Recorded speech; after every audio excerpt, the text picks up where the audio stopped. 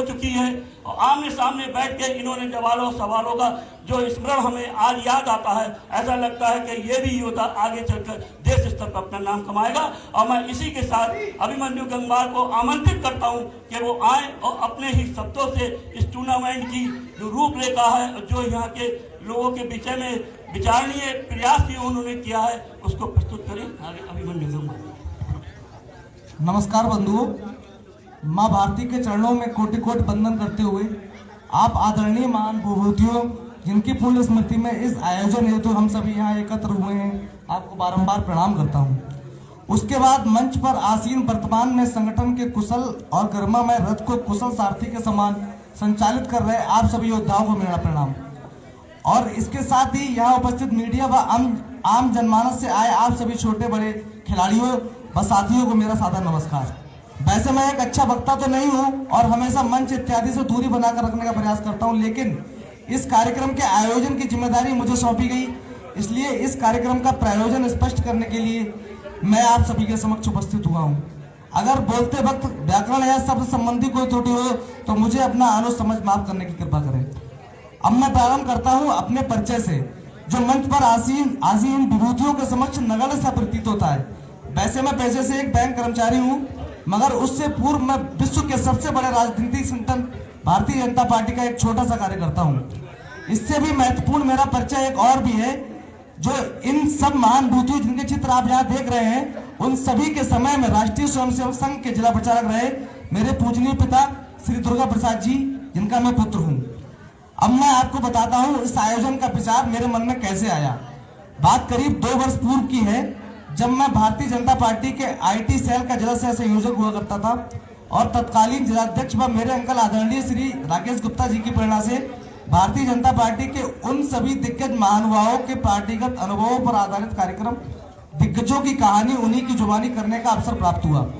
जिस कार्यक्रम के अंतर्गत मैंने जनपद के करीब 50 ऐसे दिग्गज महानुभावों का इंटरव्यू किया, जिन्होंने आपातकाल और श्री राम जन्मभूमि आंदोलन के दौरान जेल यात्रा की, तन मन व धन समर्पित करते हुए अपनी मेहनत और संघर्ष से संगठन को यहाँ तक पहुँचाया।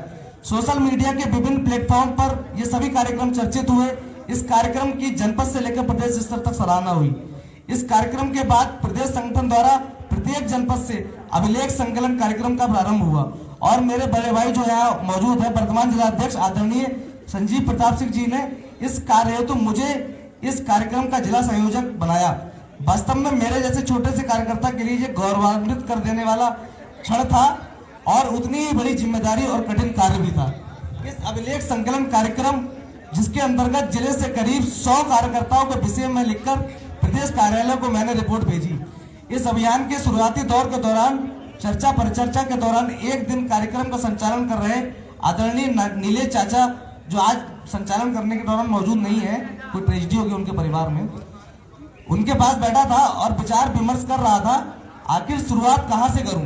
तो उनकी जुबान से निकला हुआ पहला शब्द था, श्री आनंद मिश्रा जी से मिल लो। पीलीभीत में संगठन की शुरुआत वहीं से हुई है और तुम भी वहीं से शुरू करो। उस समय आनंद मिश्रा मेरे लिए बिल्कुल नया नाम था और मैं उनसे परिचित भी नहीं था। यकीन मानिए, मैंने तनिक भी देरी ना करते हुए तुरंत आनंद भैया को फोन मिलाया। उस दौरान सोशल मीडिया पर मेरी सक्रियता इतनी अधिक थी कि वो मुझसे अच्छी तरह परिचित थे, इसलिए तुरंत उन्होंने मुझे घर आने को कहा।